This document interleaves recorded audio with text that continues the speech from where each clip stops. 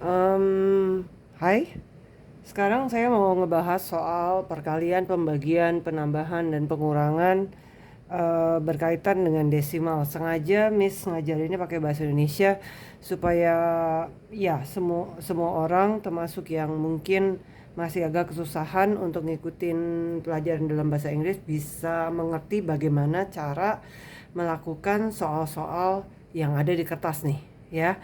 Jadi untuk yang pertama adalah penambahan dan pengurangan berkaitan dengan desimal. Kalian harus ingat sesuatu di sini.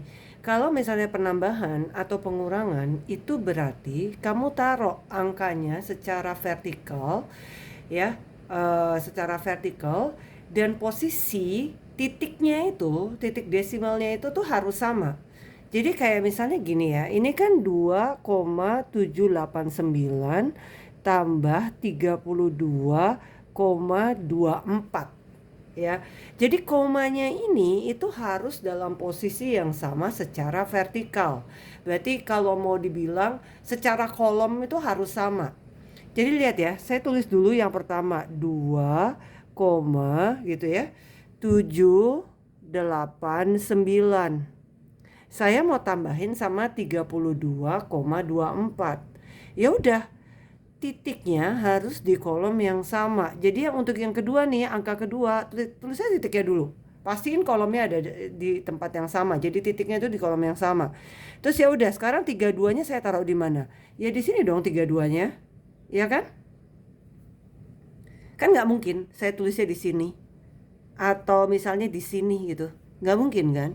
Saya pasti tulisnya sejajar dong sama angka yang sebelumnya.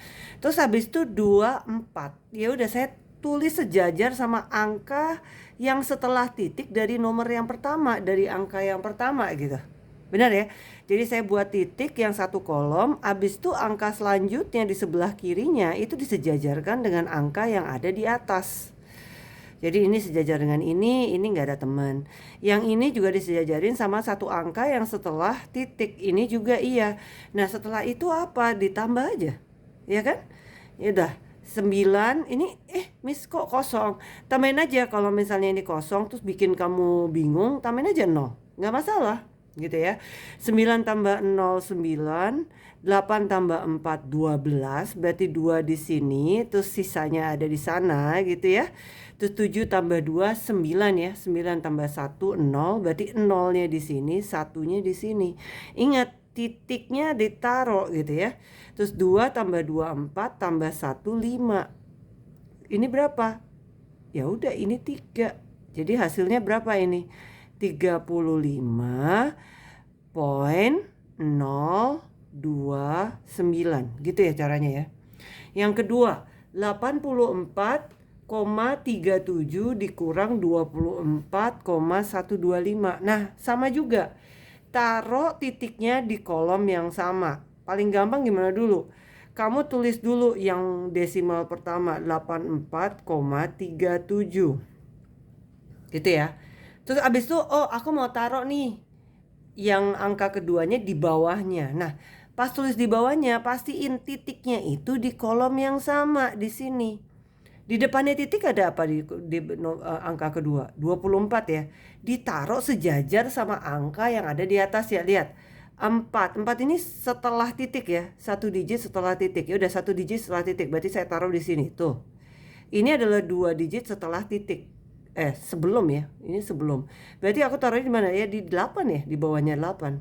Sedangkan 125 ya 1 di bawah 3, 2-nya di bawah 7, 5-nya di bawah something. Nah, kalau kosong gini gimana? Ya udah dikasih aja 0. Gitu ya. Supaya nggak bingung, terus dikurang. Nah, sekarang 0 dikurang 5 bisa nggak? Nggak bisa, pinjam 1 dari sini. Jadi berapa di sini? 10 ya. Kan tambah 1 ya. Jadi 10 di ini 5. Gitu kan? Terus habis itu gimana? Yang ini jadi berapa? 6 dong. 6 berarti di sininya berapa? 6, ini udah dipinjam ya. Berarti ini 6. 6 dikurang 2 berapa? 4. Gitu kan? Terus 3 dikurang 1 2. Titik ya, jangan lupa titiknya. 4 dikurang 4 0, 8 dikurang 2 6 gitu. Gitu ya, setuju ya? Nah, jadi jawabannya ini adalah 60,245 gitu ya. Nah, sekarang yang ini 3, perkalian ya. Kalau perkalian gampang nih. Pertama, kamu hitung secara total ya, secara total dari dua desimal ini, berapa sih total angka yang ada di belakang koma? Lihat ya, ada satu, ini ada satu ya di belakang koma, ada dua, ada tiga. Berarti ada 3 angka di belakang koma. Maksudnya apa nih? Berarti nanti hasilnya itu ada 3 angka di belakang koma. Hasilnya pasti begitu. Jadi kalau misalnya totalnya di sini nih, total angka di belakang komanya itu misalnya ada 4. Contohnya nih ya. Misalnya kayak 0,02 dikali 0,01. Nah, lihat deh. Di belakang komanya ada berapa angka? Ada 1, 2, 3, 4 ya. Berarti nanti hasilnya itu adalah 4 angka di belakang koma. Itu. Ya. Nah, sekarang kita balik ke sini. Ini 3 angka di belakang koma. Setelah itu apa? Udah, anggap nih, titiknya hilang semua nih. Sekarang lihat, kalau 3,4 titiknya hilang. Jadi apa integernya? 34. Ya kan? Terus 2,12. Kalau titiknya hilang jadi berapa? 212. Nah, biasanya yang angka kalau perkalian, angka yang digitnya lebih banyak biasanya di depan ya, di atas gitu ya. Jadi aku tulis 212 kayak begini aja tuh. Titiknya dihilangin aja. Habis itu dikali ini 8, 4, 8, 6, 3, 6 ditambah 8, 0, 1, 2, 7. Moga-moga bener tuh.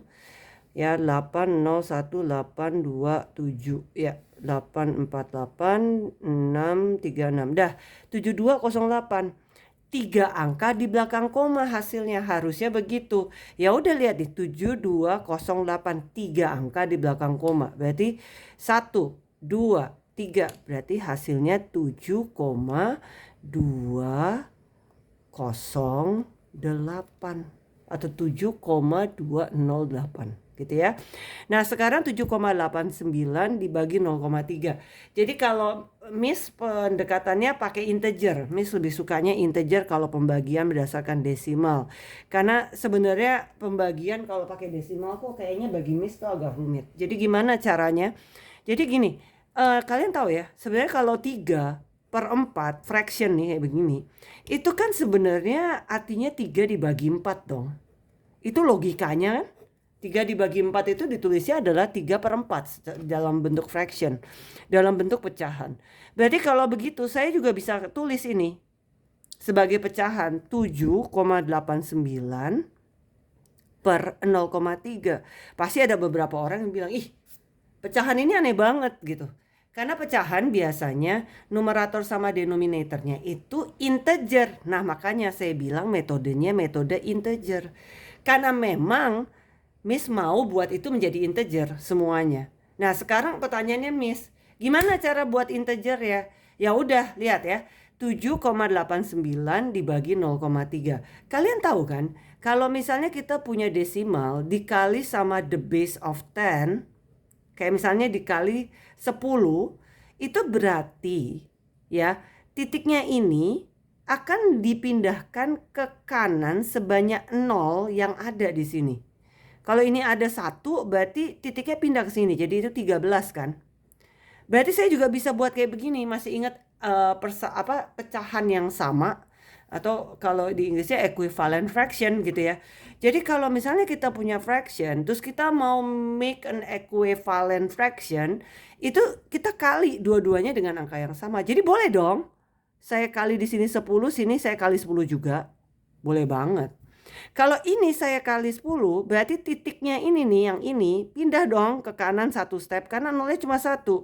Jadi hasilnya jadi 78,9. Sedangkan yang ini kalau saya kaliin 10, berarti ini pindah ke sini, berarti 3 dong.